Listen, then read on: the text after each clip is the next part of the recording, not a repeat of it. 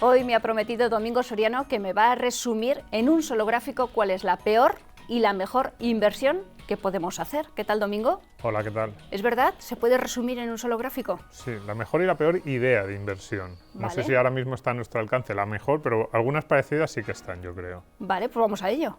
Vamos a hacer un poco de historia de bolsa. Entonces, vamos a empezar con dos recordatorios, porque los dos primeros gráficos estaban en el último vídeo que hicimos sobre Bitcoin, sobre bolsa, sobre inversiones para este año. Entonces, el primero es la rentabilidad total de una inversión inicial de $10.000 en diferentes tipos de activo: acciones, bonos, letras, oro o dólares. Pues lo que vemos es que las acciones son el activo en el que más se ha revalorizado esa inversión. Lo que decíamos un poco, lo llamábamos cuadrar el círculo, ¿no? Porque normalmente la rentabilidad va asociada al riesgo, a más rentabilidad también más riesgo, pero con las acciones hemos conseguido en el largo plazo, siempre decimos en el largo plazo, que la inversión más rentable también sea la menos arriesgada en ese largo plazo, ¿no? Sí. Las acciones tienen problemas de riesgo a corto plazo, según los movimientos, o si en un momento determinado necesitas sacar, porque si el mercado está bajo puedes perderlo, ¿no? Pero en el largo plazo son la inversión más rentable y con menos riesgo.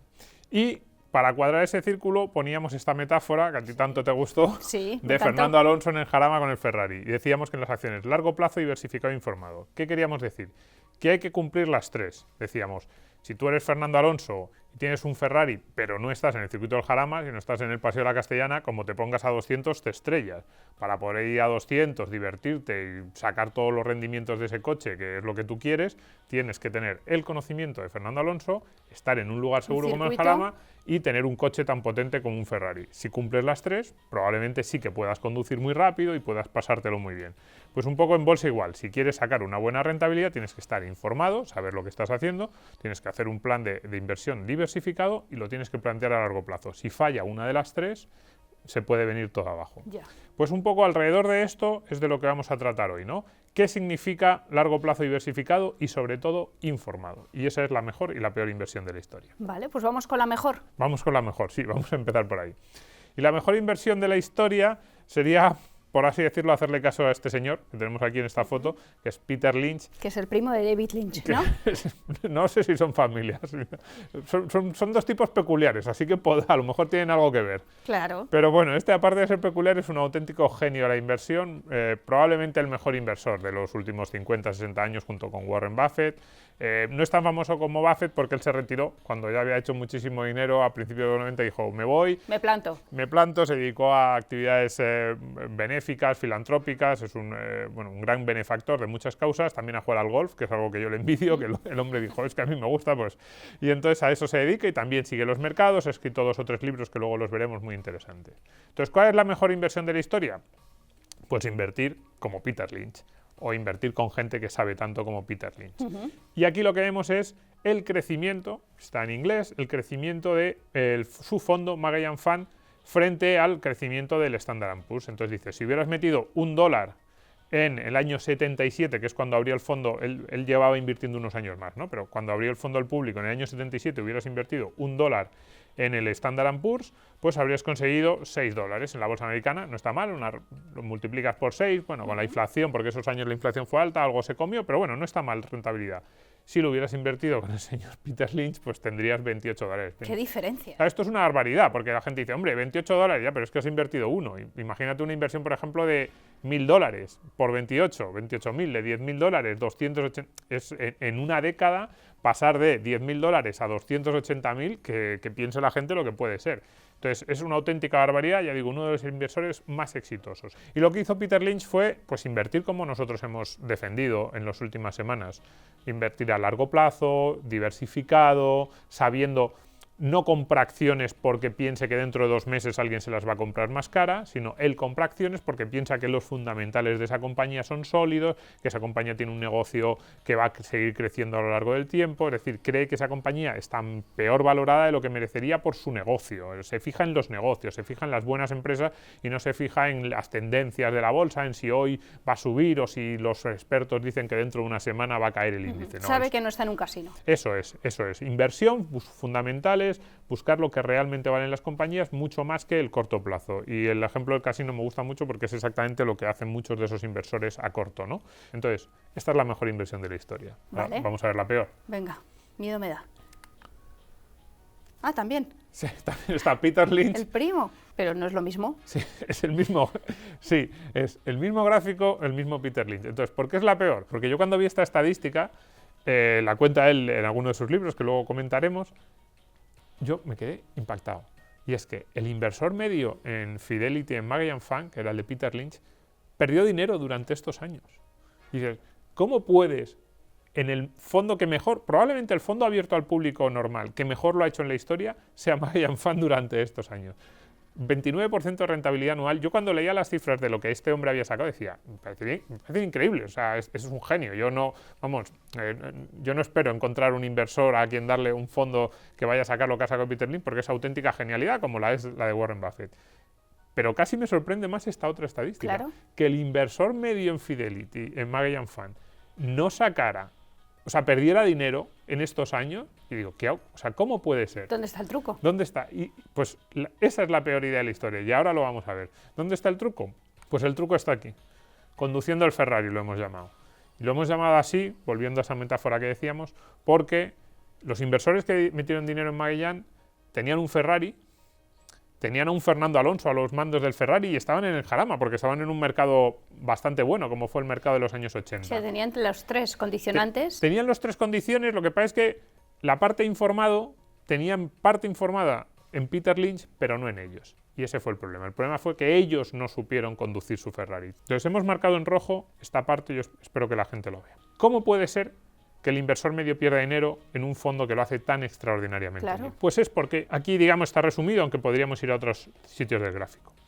El problema está en que el inversor medio lo que hace es mete el dinero en el punto, en el peor. Cuando está la bolsa en máximos, la gente dice, oh, Peter Lynch es un genio. A lo mejor en ese momento no llevaba ni el 29, llevaba el 40, el 50, llevaba mucho más. Y la gente dice, este tipo es un genio, no me puedo perder Apuesto las por ganancias, voy a apostar por él. Y entonces meten el dinero. Y luego de repente, su fondo, como toda la bolsa, porque la bolsa en el año 87 se dio un enorme golpe, fue un enorme desplome en unos días, se desploma.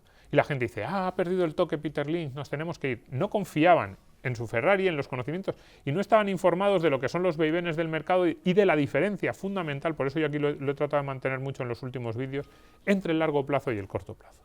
Entonces el inversor medio entra siempre cuando está la bolsa subiendo mucho y se va aquí. Se va aquí, pero fíjate luego dónde llega. Claro, pero el problema es que ellos entran aquí, se van aquí y vuelven a entrar aquí. Entonces compran siempre en el peor momento y se van siempre en el peor momento también. Entonces, esto es difícil por dos razones. Una, porque, a ver, esta parada, esta línea desciende y se para aquí, pero podría haber seguido descendiendo. Podría ser que Peter Lynch se hubiera vuelto loco. Hay un momento en que dices, hombre, yo confío en este hombre, pero ¿hasta qué momento confiar? Y eso es algo que nos pasa a todos. También yo invierto a largo plazo en fondos de value con gente que sigue la filosofía de Peter Lynch, pero hay momentos que de repente te baja el fondo un 20, un 25, un 40%, me ha llegado a mí a bajar, y dices, ¿sigo apostando? ¿Es cabezonería o es que realmente estoy siguiendo unos principios? Entonces eso te hace dudar. Pero luego hay una cuestión de que cuando la bolsa está en máximos, todo el mundo te dice que metas el dinero en bolsa y pareces que eres el más tonto si no lo está metiendo. Y cuando la bolsa está en mínimos, te entra el miedo a ser tú el que lo pierda todo. Canguelo. Sí, entonces si tú no tienes bien asumido... Por eso lo de informado no es solo informado sobre bolsa, no es solo leer los periódicos, es informado sobre el tipo de inversión que estás haciendo, confiado en la persona a la que le has dado tu dinero, si es en un fondo o si tú lo has metido, confiado en las empresas que tú has seleccionado para comprar. Por eso aquí pongo conduciendo el Ferrari. Informado no solo es saber que tienes un Ferrari, sino saber también lo que implica eso y estar dispuesto a asumirlo. Peter Lynch dice en uno de sus libros que si tú no estás dispuesto a perder un 20% de tu inversión en 6 meses malos de bolsa, que no entres en bolsa nunca, porque entonces te va a ocurrir esto.